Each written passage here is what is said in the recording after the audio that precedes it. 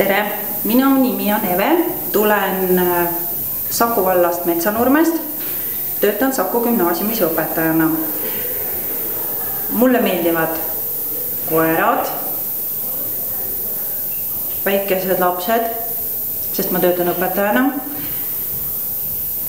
Ja selles filmis ma tahan osaleda sellepärast, et ma olen hästi kohanev ja mulle see maailm, see filmimaailm väga meeldib, et ma olen siiani olnud kaamera taga rohkem, aga siis ikka vaatad neid, keda saab filmida, et ta oleks võinud nii teha, ta oleks võinud naa teha, et siis on võimalus nagu näidata, et kui sa nii jube tark oled, et näita, kuidas siis võiks teha.